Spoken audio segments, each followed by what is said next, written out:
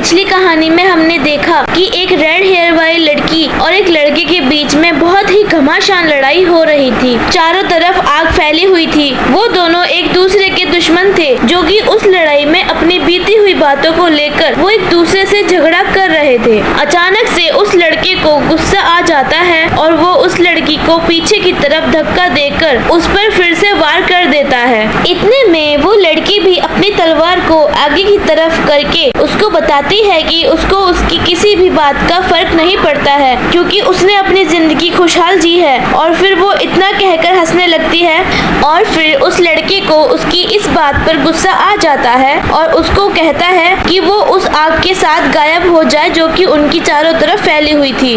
Then फिर वो उस पर फिर से वार कर देता है और लड़की भी अपनी तलवार लेकर लड़ने के लिए तैयार हो जाती है। उसके बाद उस लड़की को अचानक से चक्कर आने लगते हैं, जिसकी वजह से वो अपने आसपास की चीजों को अच्छे से देख नहीं पा रही होती है। इतने में वो दोनों आपस में लड़ते हुए बात करते हैं कि पास्ट में किस तरह से वो लड़का उस लड़की से प्यार करता था और फिर अब क्यों उसके पास कोई रीजन नहीं बच सका है जिसकी वजह से वो उस लड़की से दोबारा प्यार कर सके। ये सब सुनकर उस लड़की को काफी झटका लगता है। इतने में बारिश शुरू हो जाती है और अचानक से वो लड़की धड़ाम से नीचे गिर जाती है और वहीं बैठे बैठे उस लड़के से कहती है, जिसका नाम अरहद रोएगन होता है। वो लड़की उसको बताती है कि वो कभी उसकी दुश्मन बनना ही नहीं चाहती थी। फिर वो लड़की उस लड़के से कहती है कि वो अगले जन्म में उसकी दुश्मन बनना नहीं चाहती। इतना कहकर वो लड़के के सामने जमीन पर पड़ी अपनी तलवार की कसम खाकर वो उसी पल मर जाती है।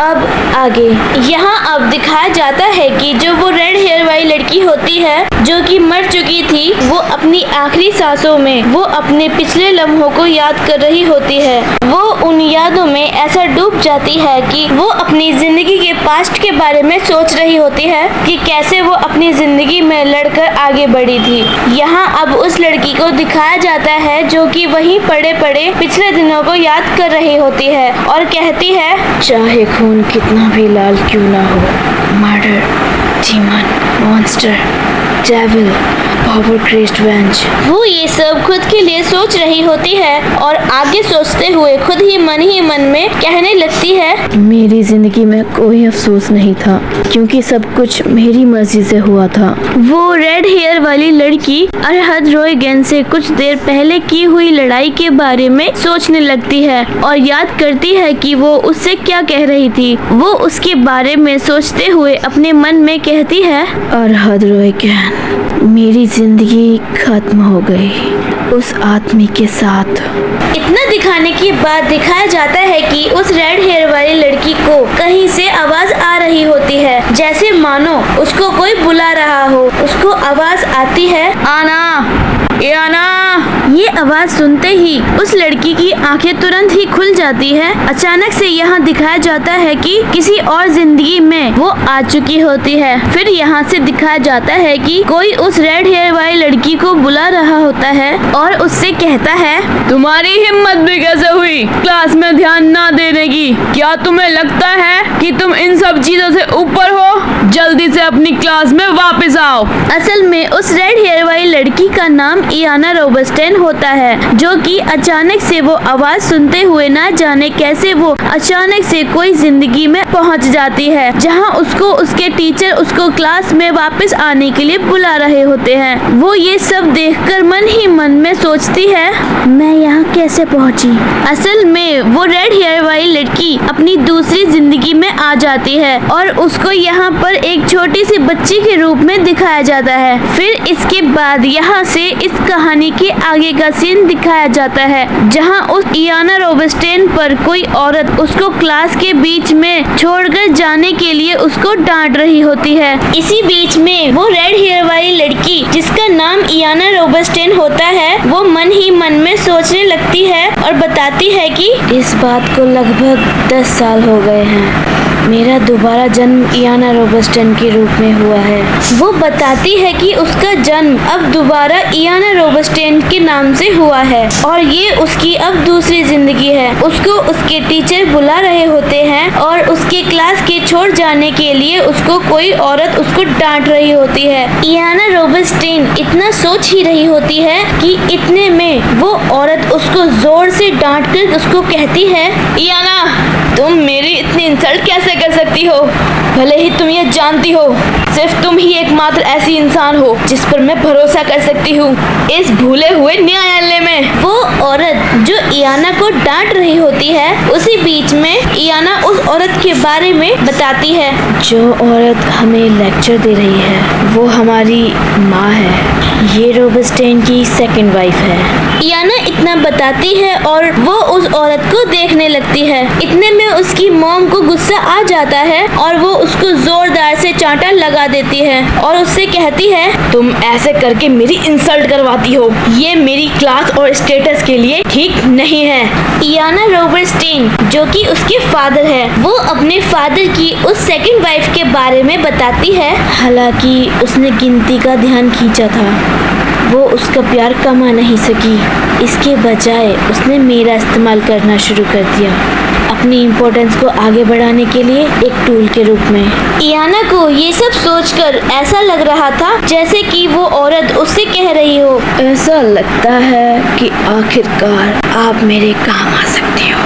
इयाना उस औरत के बारे में बताई जा रही थी कि वो कैसी है और उसका किस तरह का इस्तेमाल किया गया था। वो उस औरत के बारे में आगे बताती है कि जो भी हो वो मेरे पिछले जन्म की औरत से बिल्कुल अलग है। इतना होने के बाद इयाना बहुत ही अजीब तरीके से उस औरत को घूरने लगती है जो कि इयाना की माँ थी। इयाना उसको देखते हुए मन ही मन में सोचती है कि ये मुझे भ्रमित करता है कि कैसे उसका मानना है कि क्रूरता उसे जकड़ लेगी। ध्यान और समझ। जिस तरह से इयाना उसको घूर रही थी, वो औरत उसको देखकर डर जाती है और वहाँ से चली जाती है। उसके जाने के बाद इयाना सोचती है, क्या बकवास ट्रेजेडी है, फ्रेज जैसा अब और नहीं। इतना कहने के बाद वो अपने पुराने दिनों को याद करने लगती है और वो अपने सोच के सागर में डूबकर हम सबको अपनी पुरानी बीती हुई बातों को बताने लगती है। वो बताती है कि लॉर्ड ने युवा महिलाओं के लिए लोमड़ी का गलीचा मंगवाया था और वो लॉर्ड के लिए कहती है कि वो कितना उदार आदमी है। इसके बाद वो बताती है कि मेरे पिता चर्नो रोबस्टेन एक कोल्ड नोबलमैन जो अपनी पत्नी के साथ रहता था, मानो उसकी हड्डियां बर्फ की बनी हों। इसके बाद इयाना और गहराई से सोचने लगती है और आगे अपने फादर के बारे में बताती है। एक बच्ची के रूप में मैं कभी उनसे नजरें नहीं मिला पाई। उनकी नज़रों में हमेशा मेरे लिए नफरत दिखाई देती थी और अब वो अपने आप को कितना खुला विचार वाला दिखाते हैं। कितना अजीब है। और इयाना अपने सोच के सागर में डूबी ही होती है कि इतने में उसको कोई आवाज लगाता है। इयाना, तुम सुन रही हो ना? इसके बाद इयाना उसको जवाब देती है, बिल्कुल मैडम पेल्सन। इस समय जो औरत इयाना से बात कर रही होती है उसका नाम मैडम पेल्सन होता है। इसके बाद मैडम पेल्सन जवाब देती हैं, अच्छा, फिर जैसे कि आपको बताया गया है, आप कृपया अपने कमरे में घूम लें। इसके बाद मिस मैडमे की बात सुनकर इयाना अपने कमरे की तरफ चल देती है। इयाना अपने कमरे की तरफ जा रही होती है और मिस मैडमे उसको देख रही होती है। मैडम पेल्सन इयाना के जाते वक्त उससे कहने लगती है, इतना परफेक्ट फॉर्म। मैं खुलकर बोलूंगी, मैंने आपके पाठों के प्रति आपके खराब रवैये के बारे में सुना था। मैंने तुरंत मान लिया कि यह आपके मिश्रित मूल के कारण था। वास्तव में मुझे आश्चर्य नहीं होगा यदि आपका बुरा व्यवहार कुछ ऐसा हो जो आपने अपनी सामान्य माँ से सीखा हो। मिस मैडमे पेल्सन को इयाना रोबस्टेन के अंदर उसकी माँ की परछाई दिख रही होती है, इसलिए वो उससे ऐसा कुछ कहती है। इसके बाद इयाना मैडमे पेल्सन का जवाब देते हुए उससे कहती है, आप जो चाहें उस पर विश्वास कर सकती हैं। अगर आप जन्म से ही ऐसी हैं तो आपको अपनी शिक्षा में ज्यादा इन्वेस्ट करना चाहिए। ये वही रवैया है जो आपको योग्यता के इंस्ट्रक्शन से दूर रखता है। यहाँ तक कि मैंने आपको पढ़ाने के लिए केवल तभी काम किया जब मुझे काउंट और काउंटेस से पर्सनल रिक्वेस्ट मिली। इयाना की ये बात सुनकर मिस मैडमे पेल्सन उसकी बात से चिढ़ जाती है। इसके बाद इयाना मिस मैडमे पेल्सन के बारे में अपने मन में ही सोचने लगती है और बताती है कि आप बुद्धिमान हो सकते हो, लेकिन इस दृष्टिकोण के साथ आप कभी भी उच्च समाज में आगे नहीं बढ़ पाएंगे। मैडम पेल्सन, मुझे बहुत पहले से पता है कि आप मुझे नापसंद करती हैं। इयाना मिस मैडम पेल्सन के बारे में बताते हुए उनकी पुरानी बातें सोचने लगती है और हमको बताती है कि एक कुलवधू की बेटी होने के नाते मेरा अस्तित्व स्वाभाविक रूप से कुलीन वर्ग के हितों के विरुद्ध है। हालांकि मैंने जो कुछ भी किया वह रोबर्टस्टेन के परिवार के सम्मान के लिए था। मुझे उस कबीले ने कभी स्वीकार नहीं किया। मुझे कुछ समझ नहीं आ रहा। ये मेरे पिछले जन्म से बहुत कुछ अलग है, लेकिन अब जो मैं हूँ ये मेरे पिछले जन्म के मुझ जैसा ही है और मैं इन ना मिटने वाली यादों पर जुनूनी क्यों हो जाती हूँ। इयाना के अपने पुरानी बीती हुई बातों को और पिछले जन्म की बातों को बताते हुए वो आगे बताती है और वो खुद से ही बात करने लगती है।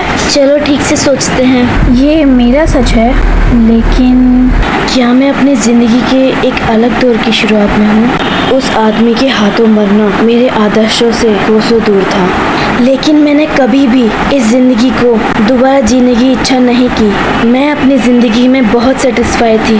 क्या वो बस एक सपना था? क्या मेरे पिछले जन्म की वो सारी डरावनी परेशानियाँ सिर्फ एक भ्रम थी?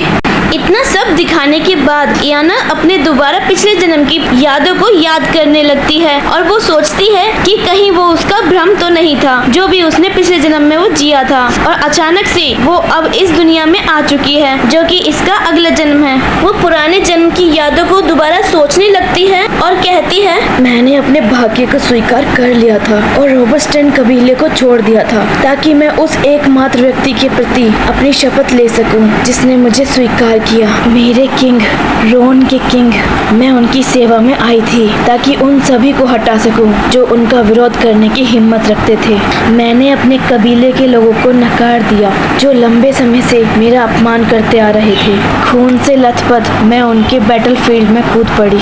क्या मुझे एक बार फिर उस आदमी के हाथों मौत को गले लगाना होगा? इतना बताने के बाद इयाना अपने उन यादों से बाहर आती है और एक नकली हंसी हंसने लगती है। इतने में पीछे से किसी के डोर खटखटाने की आवाज आती है। इयाना पीछे मुड़कर देखती है। इतने में कोई लेडी वहाँ खड़ी होती है। वो लेडी इयाना से कहती है, मुझे माफ करना माय लेडी। इतने में कुछ फ्लावर जमीन पे गिरे हुए दिखाए जाते हैं और डोर पर खड़ी वो लेडी कहती है, ओह गॉड, क्या हुआ? फूलों ने इसे बर्बाद कर दिया है और ये इतना महंगा गलीचा था। इसके बाद इयाना उस लेडी से पूछती है, तुम्हें यहाँ क्या लाया था एसपी? ओह, लॉर्ड हर्चिन ने आज मेरी लेडी को भी फूल भेजे हैं। हर दिन लॉर्डशिप नाश्ते से पहले फूल भेजते हैं। उन्हें जरूर पता होगा कि आपकी महारानी को ताज़ा की जरूरत होगी। इसके बाद इयाना उस लेडी से कहती है, एक बार उनका निपटारा करे। इतना कहने के बाद इयाना अपने मन में कहती है, मेरा सोतेला भाई हर्चिन। इतने में वो लेडी इयाना से प्यार से हंसते हुए कहती है, वो बहुत सुंदर है, हमें ऐसा नहीं करना चाहिए। आज के फूल है एडोनिस लेबनिया। मैंने सुना है कि जब यंग मास्टर फूलों की दुकान पर थे वो इस सुंदर फूल के लाल रंग पर आकर्षित हुए थे। फूलों की भाषा में ये यादों को याद रखने का सिंबल है। इतना सुनकर इयाना सोचती है, यादें और याद, मैं लौट आई हूँ, लेकिन ना तो मेरे हालात बदले और ना ही मेरी पहचान। इयाना के इतना सोचने के बाद वो लेडी चलते हुए उसकी तरफ आती है और वही रेमेंसिस एडोनिस नाम के रेड फ्लावर उसको वो देती है और कहती है, माय लेडी। इयाना उसको फ्लावर देते हुए देख रही होती है और वो कंटिन्यूअसली अपनी बातों को और अपनी यादों को सोच रही होती है और अपने मन में कहती है, ये बची हुई यादें जो सिर्फ मेरे पास ही हैं। इसके बाद इयाना उन सबको यूजलेस बोलकर अपनी बात को खत्म करती है और यहाँ पे इसके बाद उन फ्लावर्स को पोट के अंदर रखा हुआ दिखाया जाता है और इसके बाद ये कहानी यहीं पे खत्म कर दी जाती है।